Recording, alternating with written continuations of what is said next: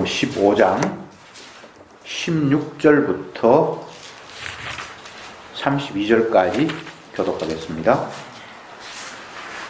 16절에 군병들이 예수를 끌고 브라이도리온이라는 뜰 안으로 들어가서 온 군대를 모으고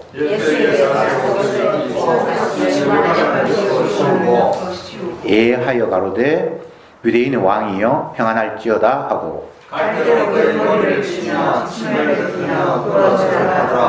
희롱을 다한 후 자색 옷을 벗기고 도로 그의 옷을 입히고 십자가에 못 박으려고 끌고 나가니라.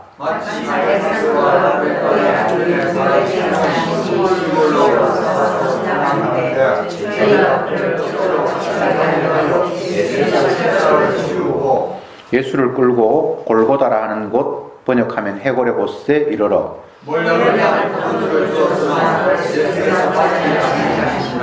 십자가에 못 박고 그 옷을 나눌세 누가 어느 것을 얻을까 하여 제비를 뽑더라. 그 위에 있는 죄패에 유대인의 왕이라 썼고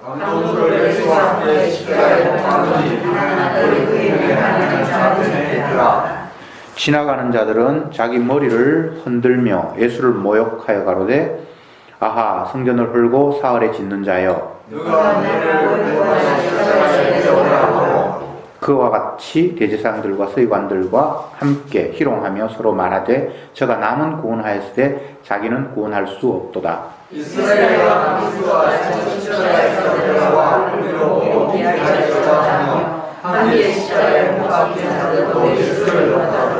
아멘.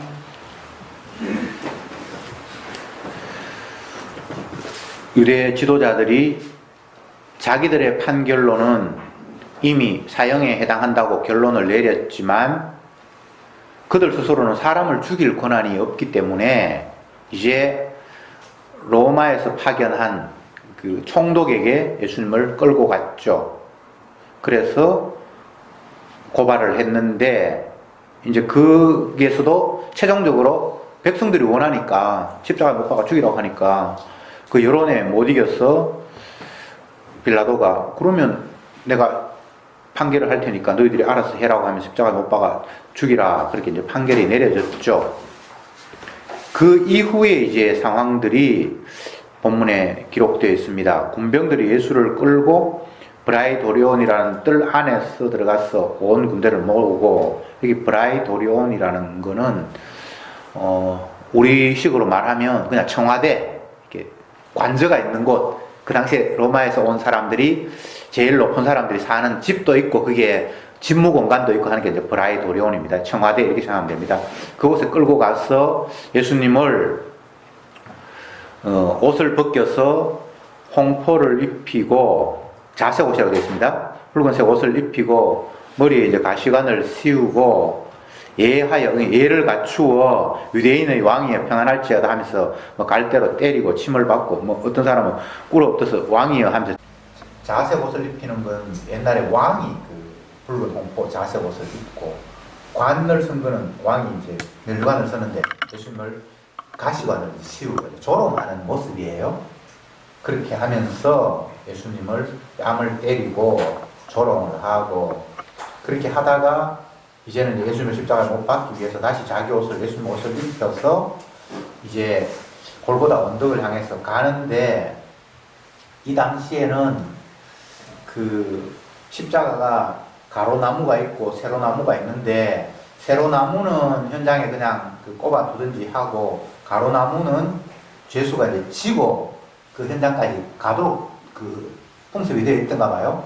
그래서 그 나무가 꽤 무거운데 예수님은 그 전에 골고다 그쪽에 겟세마네 동산에서 기도하셨고 이곳저곳 끌려가면서 재판도 받고 힘이 지쳐서 그 나무를 끌고 가다가 쓰러지고 도저히 그 나무를 쥐고 못 가니까 길을 가던 사람을 억지로 군병들이 끌고 와서 네가 예수님의 그 나무를 쥐고 가라고 한 사람이 여기 보면 알렉산드와 루포의 아비인 구레네 사람 시몬 이렇게 돼 있죠. 그냥 시몬이라고 다른 성경에 되어 있는데 여기는 굳이 그 아들의 이름을 이야기하면서 그 사람이 아버지라고 했는데 이건 루포라는 사람이 나중에 보면 사도 바울과 함께 복음을 전하고 그런 바울의 로마서 16장 마지막에 보면 그루포라는 이름이 나와요.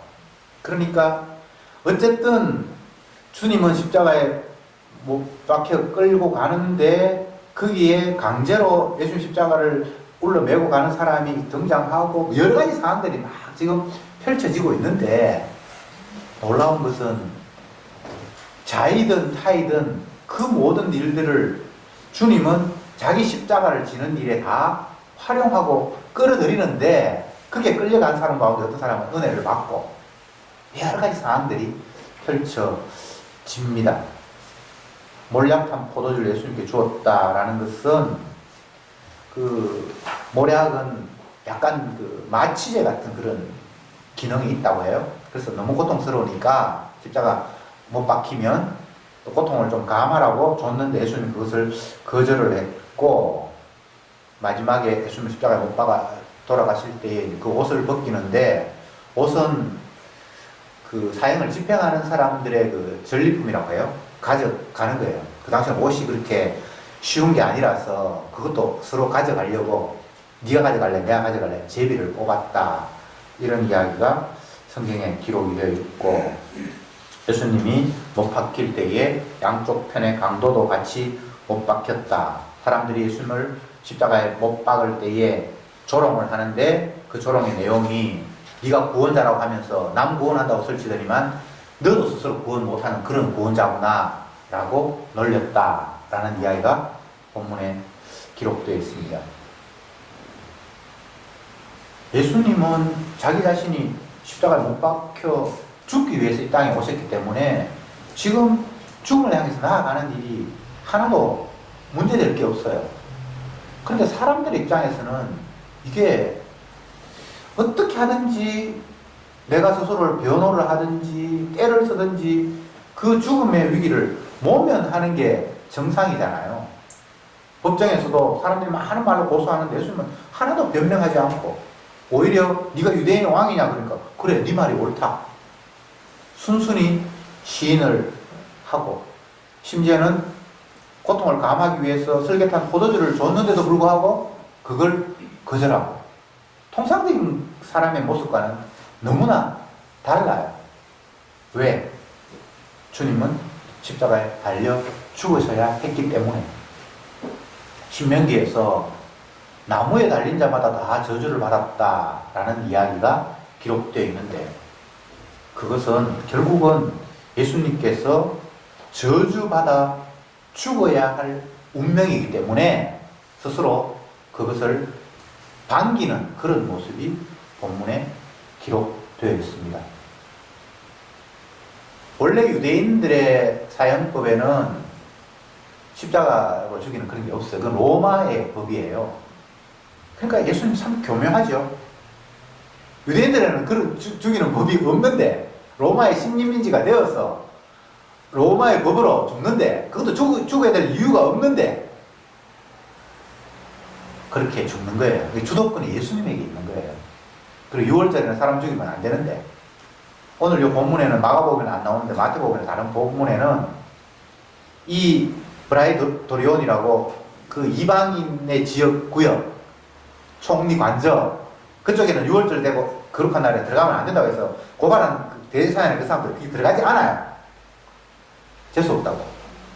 6월절에 거룩한 주님의 절기에 그 이방인의 땅에 들어가면 재수 없다고 안 들어가요. 그 6월절이라는 말을 아주 분명하게 하고 있는 거죠, 그죠? 6월절 사람 죽이면 안 된다 그랬는데 로마의 그 재판관에 의해서 예수님은 6월절에 돌아가시는 거예요. 여러 가지 정황들이 누가 지금 주도권을 가지고 있는가라고 성경은 우리에게 알려주고 있어요. 죽이는 사람이 주도권을 가지고 있는 것처럼 보여지는데 아니라 잡혀 죽는 사람이 자기가 원하는 대로 다 하는 거예요. 참 이게 얼마나 놀라운지 하나하나 따지고 보면 우리는 그 당시 그 규례라든지 법령이라든지 사회 분위기가 잘 파악이 안 돼서 그냥 그렇게 쭉 읽고 지나갈 수밖에 없는데 그 당시 상황을 알면 정말 이게 기적 중에 기적이에요. 예수님이 이런 방법으로 죽는다는 것 자체가 통상적으로는 있을 수 없는 거예요. 십자가형은 극형이에요. 극형. 사형 방법 중에 아주 완악한 자를 십자가에 못 박아 죽이는데, 뭐 그 당시에 로마를 뒤집어 엎으려고 독립운동을 한다든지, 아니면 잔인하게 사람을 연쇄살인범 막 몇 명을 죽인다든지, 이런 특정한 사람 외에는 십자가에 못 박혀 죽는 애가 없어요. 예수님이 제목에, 십자가 위에 제목을 붙이는데 유대인의 왕이라고 그렇게 써놨잖아요. 유대인의 왕이라고 했다는 이유로 그렇게 극형을 처해야 되는 게 상식적으로는 이게 납득이 안 되는 거예요. 그런데 유대인들이 여론으로 그 총독을 압박을 해서 죽여야 한다고 하니까, 그래 뭐 너희들이 그렇게 원한다면 내가 너희들 원하는 대로 해줄게. 그것도 6월절에. 다시 말씀드립니다. 세상은 예수님이 주인입니다. 그분이 자기 원하는 대로 이끌어 가세요.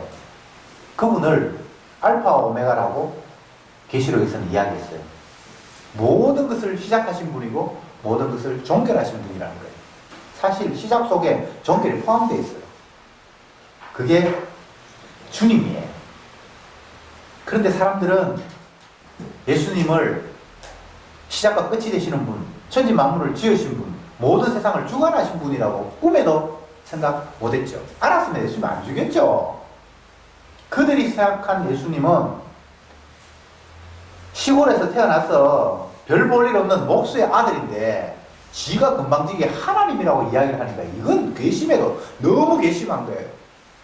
그리고 그냥 말로만 자기가 하나님의 아들이라고 했으면 이 정도로까지 사람들이 분노하지 않았을 텐데, 하나님의 아들이라고 하면서 말하는 그 모든 대사, 행동들이 신앙생활 잘하고 열심히 하고 있는 똑똑한 사람들을 향해서 너가 아비는 마귀다. 우리는 이런 표현들이 어느 정도 큰 욕인지 잘 이게 실감이 안 나잖아요. 우리 욕 가운데는 개새끼라는 말이 제일 큰 욕인데, 대통령한테 만약에 야당 지도자나 어떤 사람이 개새끼라고 했으면 난리가 났을 거예요. 근데 예수님이 그 당시에 대제사장이든 서기관이든 뭐 지도자든 향해서 그런 욕을 퍼부은 거예요. 너희 애비가 마귀다. 이 이야기가 우리에게는 그렇게 실감이 안 나는데, 하나님의 아들이라고, 하나님의 자녀라고 자부하는 유대인들에게, 그것도 유대인 지도자에게 너 마귀 새끼야. 아버지가 마귀니까 마귀 새끼라는 말 아닙니까? 독사의 새끼들아. 세례요한도 그 이야기 똑같은 개념이거든요. 마귀 새끼라는 말이나 독사의 새끼라는 말이나 너희 아비가 마귀라는 말이나 같은 뉘앙스란 말이에요. 욕도 이런 욕이 없는 거예요. 세리 창기를 향해서 예수님이 그런 욕을 했으면 유대인들이 흥분 안 했죠. 그런데 유대인들이 존경하는 그런 지도자를 향해서 예수님이 이런 욕을 했단 말이죠. 그러니까 스스로 내가 하나님이야, 하나님의 아들이야, 이렇게 해가지고는 이렇게까지 흥분하지 않았을 텐데, 모든 인간들을 향해서 지옥발로 마귀 새끼들 이렇게 얘기를 했으니까 어떻게 그를 살려줄 수 있겠습니까? 근데 여러분, 이걸 상황을 바꾸어서 생각해 봅시다. 우리에게 만약 예수님이 내 하는 행동 쪽쪽 이 못된 놈, 마귀 새끼, 저주받을 놈, 그렇게 했으면 우리도 똑같아요. 그냥 내가 몰고 가는 차에 깜빡이 안 열고 들어왔다고 흥분하는데, 그 정도로도 흥분하는데, 우리가 하는 행동 쪽쪽쪽쪽 다 이 저주받을 놈, 지옥 갈 놈. 예수님은 그렇게 얘기를 했어요. 그러니까 우리도 예수님을 잡아 죽일 수밖에 없는 거예요. 그래서 십자가 앞에 모든 인간은 다 죄인이에요. 지금 펼쳐진 역사적인 상황을 보면 유대 지도자들이 먼저 예수님을 죽여야 된다라고 결론을 내렸고, 백성들도 그 일에 동의했고, 심지어는 이방인 지도자마저도 그 일에 동의를 했고, 이게 역사적인 사실이잖아요. 이걸 확대하면 이 땅의 모든 인간들을 예수님을 잡아 죽일 상황이 된 거예요. 주님은 그걸 이야기하신 거예요. 예수님의 십자가의 죽으심이 역사적인 긴 시간 속에 짧은 순간이고, 지역적으로 이야기하면 어느 지역 한 모퉁이에서 있었던 작은 일인 것처럼 느껴지지만, 이것은 온 우주 모든 인류에 다 가담이 된 일이에요. 이게 십자가의 의미예요. 2000년 전에 있었잖아요. 이 세상의 넓은 지역 가운데 유대 땅 한 모퉁이에서 있었던 일이잖아요. 누구 몇몇 사람들이 그 일에 동참했잖아. 우리는 이렇게 해석할지 모르지만 주님은 그렇게 해석하지 않았어요. 이것은 아담 이후에 모든 인류가 다 여기에 하나가 된 거예요. 그리고 한 지역이 아니라 모두가 다 십자가에 예수님을 죽이는 상황이 지금도 여전히 반복되고 있어요. 아니 뭐 지금은 십자가 사건은 아니잖아. 요즘은 그런 식으로 뭐 사람을 죽이는 방법도 없잖아. 나하고 예수님은 상관도 없잖아. 나는 기독교인도 아닌데. 여러 가지 핑계를 댈 수 있는데 주님의 이 복음 앞에 아무도 핑계할 수 없어요. 창조주 앞에 피조물은 그분의 영광을 위해서 먹어도 주를 위하여, 마셔도 주를 위하여, 사나 죽으나 주의 것이 돼야 되는데, 피조물이 어떻습니까? 사나 죽으나 자기를 위하여, 먹든지 마시든지 나를 위하여. 그게 예수님을 죽이는 일이에요.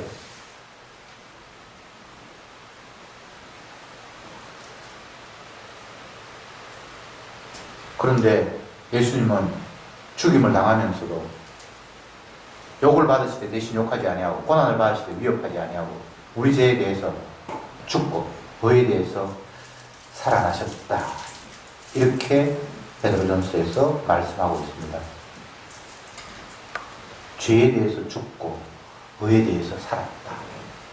참 이런 표현도 평범한 표현이 아니에요. 예수님의 죽음은 선악적인 인간의 관점으로 보면 인간이 감히 하나님이라고 스스로 이야기를 해. 그건 하나님을 모독하는 일이야. 요게 표면적인 죄인이 죽어야 될 예수님의 이유였어요. 인간인데 하나님을 그렇습니다. 그 사람들은 하나님의 이름마저도, 뭐 서기관들이 성경을 쓸 때에 여호와 이런 이름이 나오면 붓을 새로 씹고 쓸 만큼 그렇게 여호와는 귀한 이름인데, 목수의 아들이 지가 금방지게 내가 하나님을 했으니까 이건 죽어야 된다는 것이 그들의 표면적인 예수님을 죽이는 이유였는데, 예수님은 죄에 대하여 죽고 이렇게 자기 죽음의 의미를 부여했어요. 그리고 의에 대하여 다시 살아났다. 참 독특한 표현이죠. 베드로전서 2장 한번 봅시다.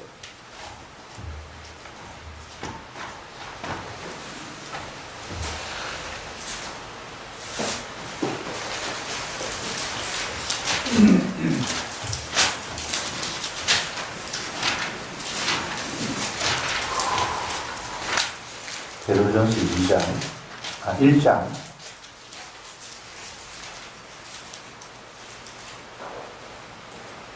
2절 같이 한번 들어봅시다. 시작. 곧 하나님 아버지의 미리 아심을 따라 성령의 거룩하게 하심으로 순종함과 예수 그리스도의 피 뿌림을 얻게 하여 택하심을 입은 자들에게 변제하노니 은혜와 평강이 너희에게 더욱 많을지어다. 베드로는 베드로전서를 쓰면서 성도들에게 편지를 하는데 성도를 어떻게 표현했는가 하면 예수 그리스도의 피 뿌림을 얻기 위하여 택하심을 입은 자, 이렇게 표현했어요. 독특한 표현이죠. 성도를 예수 그리스도의 피 뿌림을 입기 위해서 택했다라고 이렇게 표현해놨단 말이죠. 천국 가기 위해서 택했다고 이야기가 아니고 자기의 피 뿌림을 입기 위해서 택했다. 주님이 자기 피 뿌리라고 택했다 이 말입니다. 십자가의 피를 그들에게 뿌려주기 위해서. 구약의 제사 제도를 살펴보면 대제사장이 짐승을 잡아서 피를 단에 뿌리고 뭐 이 등대에 바르고 막 그런 게 많이 나와요. 피를 뿌리는 거요. 근데 그게 의미가 있어요. 그냥 아무 따나 피를 뿌리는 게 아니에요. 그것이 예수님께서 십자가에서 피를 흘려서 자기 백성에게 전하는, 뿌리는 그 내용을 그 안에 담고 있거든요. 요즘도 그 천주교의 신부들이 보면 그 사람들 물을 막 뿌려요. 성수라고 해가지고 막 이렇게 뿌려요. 물 뿌리는 거 없어요. 성경에는 피를 뿌려요. 성도는 어떤 사람? 주님이 자기 피 뿌리라고 선택한 사람이에요. 그걸 바꿔 이야기하면 주님이 자기의 피를 주시기 위해서 선택된 자. 이야, 참 의미가 보통 심각한 게 아니에요. 여러분, 주님의 피를 받기 위해서 선택된 자예요. 성도라면. 근데 그 주님의 피를 받는다는 것이 간단한 문제가 아니잖아요. 주님이 우리에게 떡을 준다든지 뭐 복을 준다든지 이거는 뭐 괜찮은데, 자기가 죽어서 그 피를 우리에게 뿌리겠다, 그걸 뿌리겠다, 그걸 위해서 내가 너를 불렀다, 선택했다. 십자가의 의미는 성경 전체의 내용이 다 설명하고 있는 거예요. 모든 내용들이 다 예수님의 십자가를 설명하고 있어요. 어떤 철학자가,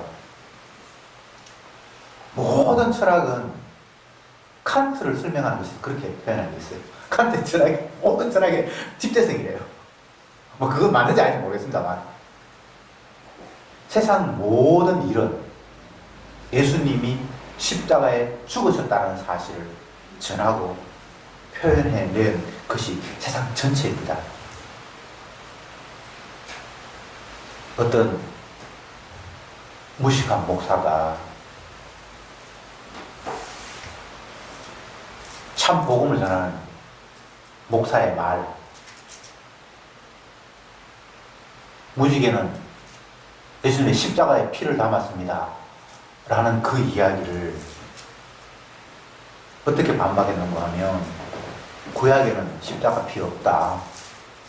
왜 건방지게 니는 구약에 무지개 이야기하면서 그걸 십자가 피라고 이야기하냐.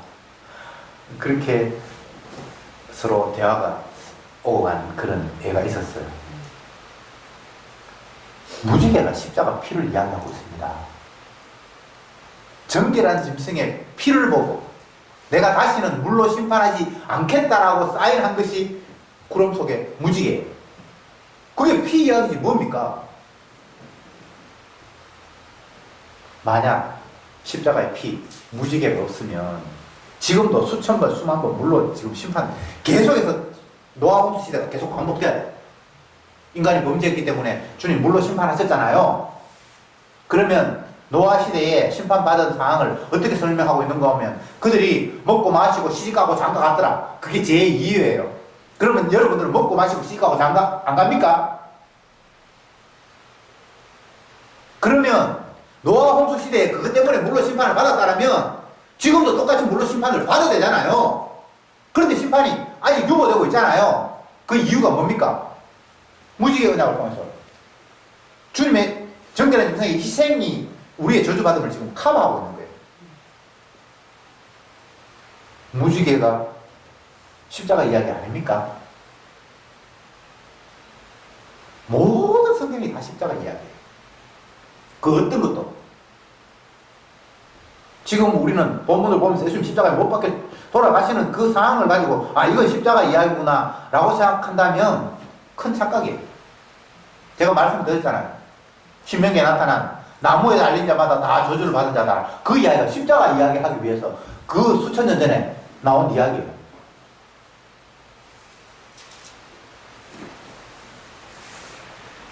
나무에 달린 자가 저주를 받았다. 왜 나무에 달린 저주를 받았대요? 그거 묻지 마세요. 십자가 이야기하기 위해서 주님께서 하신 이야기예요. 예수님은 십자가에 달려 돌아가시는 이유가 저주받아 죽는 죽음이기 때문에 나무에 달려 돌아가신 거예요.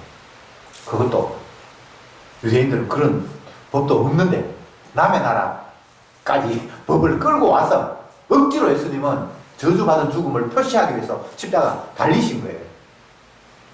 그것도 날 딱 정해서 6월절 날 나는 6월절에 흠없는 어린 양이다라는 사실을 표출하셔야 했기 때문에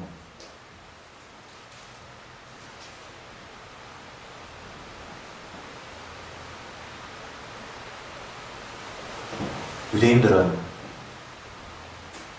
예수님이 구원자일 거라고 초반에는 기대를 했습니다. 본인 스스로가 메시아라고 했고 또 기적을 일으켰기 때문에 저분이 구원자일 수도 있겠구나. 보리떡 5개로 5,000명을 먹이는 식의 지도자라면 우리에게는 진짜 부족함이 없는 천국이 펼쳐지겠구나 라고 한동안은 기대를 하면서 예수님을 따라다녔습니다. 그런데 그들의 기대와는 점점 다른 식으로 흘러가서 결국은 분노하면서 예수님을 죽이는 상황에까지 왔습니다. 마지막의 모습, 사람들이 예수님을 향해서 평가했던 평가는 무엇입니까?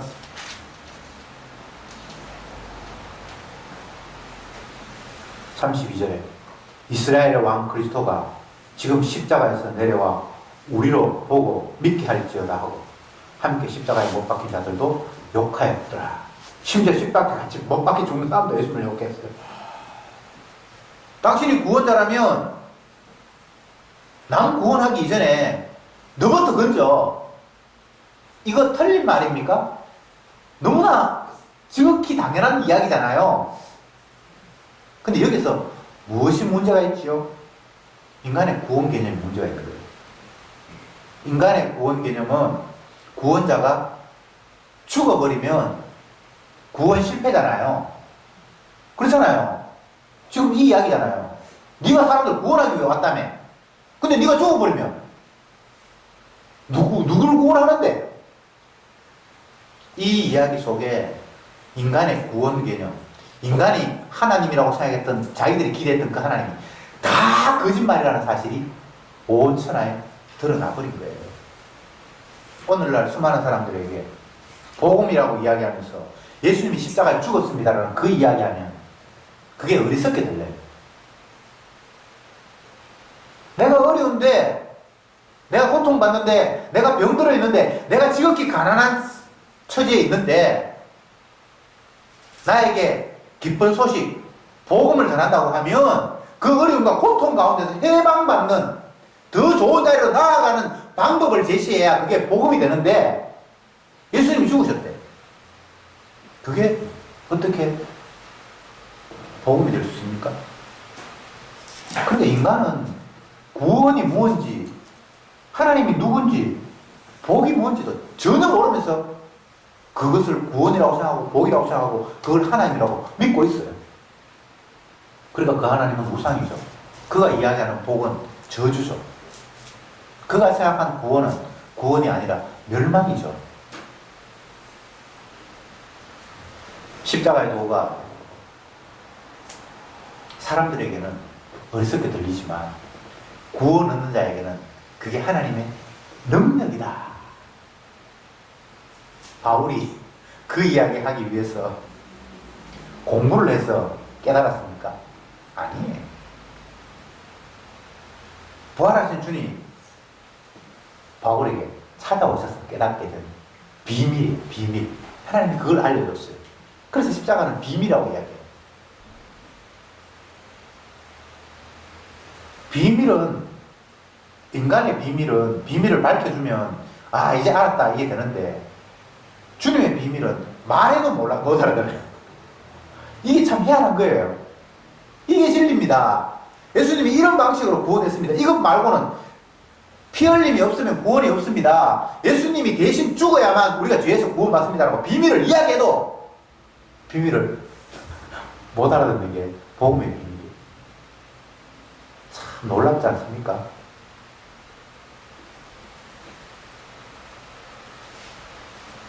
인간의 생각으로는 하나님이 일하시는 모든 방식들이 받아들여질 수가 없는, 있을 수 없는 정말 기막힌 사태가 거듭 계속 되고 있습니다. 왜? 사람의 지식과 능력과 힘으로는 도저히 구원을 받을 수 없도록 주님이 조치해 놓으셨기 때문입니다. 선악과를 따먹고 생명나무가 있는 에덴 동산에서 추방된 인간은 자기의 능력으로 다시 생명나무에 접근할 수 없도록 만들어 놓으셨습니다. 우리는 스스로 생명나무에게 찾아갈 수 있다고 생각하죠. 스스로 구원을 얻을 수 있다고 생각하죠. 결코 구원을 얻을 수 없도록 주님이 천사들을 통해서 완벽하게 차단해 놓으셨습니다. 이게 하나님의 뜻이에요. 성경 말씀을 쉽게 그냥 스쳐 지나가지 마십시오. 주님이 생명나무 지키고 있는데 감히 인간이 어떻게 생명나무를 따먹을 수 있어요? 주님이 구원 못 얻도록 막아놨는데 인간이 무슨 방법으로 구원을 얻습니까? 안 됩니다. 다만 주님이 구원을 하시죠. 사람이 구원을 얻는 게 아니고 주님이 구원을 하시죠. 그것도 인간의 방법과는 전혀 다른 방법으로. 구원자가 구원할 대상에 의해서 죽임당함으로 말미암아 저주받음으로 말미암아 그를 구원하시는 정말 듣도 보도 못하는 생소한 인간이 감히 상상도 할 수 없는 방법이 구원하시는 방법이에요. 십자가는 우리를 모든 인류를 죄인으로 규정하시는 사건임과 함께 자기 택한 백성들을 죄에서 구원하기 위해서 대신 받는 저주입니다. 이게 너무나 우리에게 익숙한 이야기고 계속해서 반복하는 이야기인데 이게 은혜가 아니면 아멘이 안 되는 일이에요. 사도 바울이 힘있게 외칩니다. 복음 전하는, 복음 듣는 대상을 향해서 나는 너희들이 예수 그리스도와 그 십자가에 못 박힌 것 외에는 다른 건 알지 않기를 원합니다. 그들이 아는 게 뭡니까? 구약의 율법을 가지고 할례를 행해야 되네, 무슨 절기를 지켜야 되네, 뭐 안식일을 지켜야 되네, 11조를 해야 되네, 오만 것들이 다 있어요. 근데 바울이 뭐라고 그럽니까? 그런 거 난 너희들 제발 좀 몰랐으면 좋겠다. 예수님이 우리를 위해서 십자가에 피 흘리셨다는 그 사실만 알았으면 좋겠다라고 이야기를 해요. 그러면 구약의 성경을 다 버릴까요? 아니에요. 그 모든 일이 십자가 이야기를 하고 있어요.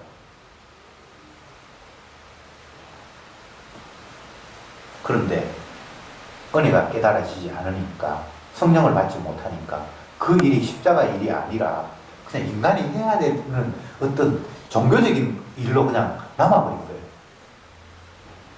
절기 지내야 되고 안식일 지켜야 되고 11조 해야 되고 할례 행해야 되고 이런 식으로 그냥 자기 할 일로 남아버렸어요. 모든 율법은 예수님이 십자가 짐으로 다 이루었다 라고 한마디로 주님은 모든 율법이 십자가 죽으시는 자기 자신에게 쏠려 있다는 사실을 말씀하셨어요. 그리고 십자가는 성경 전체를 압축한 거예요. 그런데 그 십자가에서 구약이나 신약이나 모든 이야기들이 풀려 나와야 하는데 그게 은혜가 아니니까 별개의 이야기예요.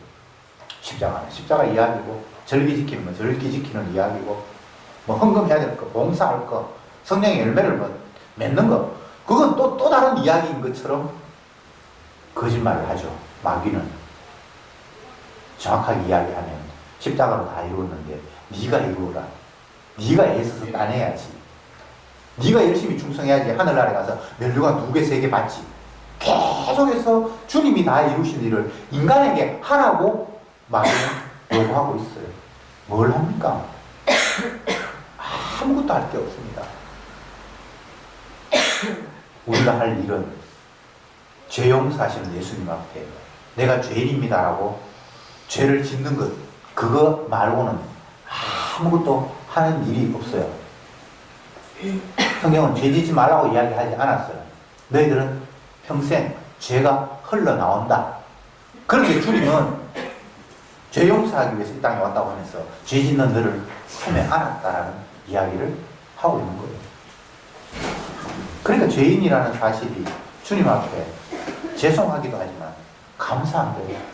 참 이게 희한한 거예요. 그죠? 주님의 십자가가 우리가 얼마나 완악한 죄인인가를 지적함과 함께 주님이 나의 죄를 용서했다는 감격이 이게 다 담겨 있는 거예요. 이걸 웃어야 할지 울어야 할지 모르는 그런 희한한 일이 십자가 안에 다 담겨 있는 거예요. 그래서 우리는 십자가 때문에 울고 십자가 때문에 웃고 전부 다 십자가하고 연관이 있는 거지. 그것 외에는 우리가 웃어야 될 일도 울어야 될 일도 없어요. 웃어도 십자가 때문에 웃고 울어도 십자가 때문에 울어야지 다른 데는 웃어야 되거나 울어야 될 이유가 안 되는 거예요. 그건 다 허상이기 때문에 잠시 있다 사라져 버리기 때문에.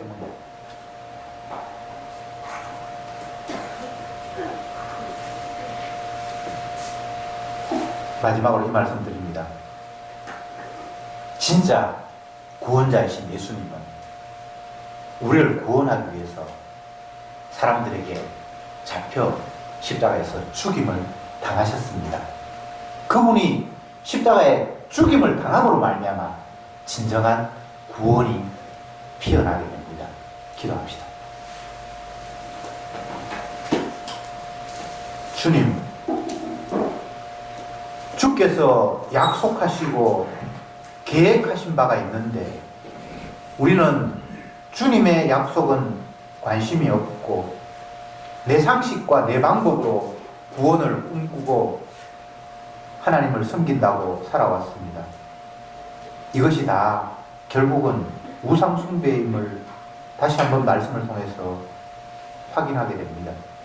나는 믿을 수도 없고 행하는 것은 더더욱 의미가 없고 온전히 주님이 십자가에서 행하심 그것만이 모든 것의 완성임을 날마다 깨달으며 그 주님의 완성하심 그것만 바라보며 찬양하게 하옵소서. 예수님의 이름으로 기도드립니다. 아멘.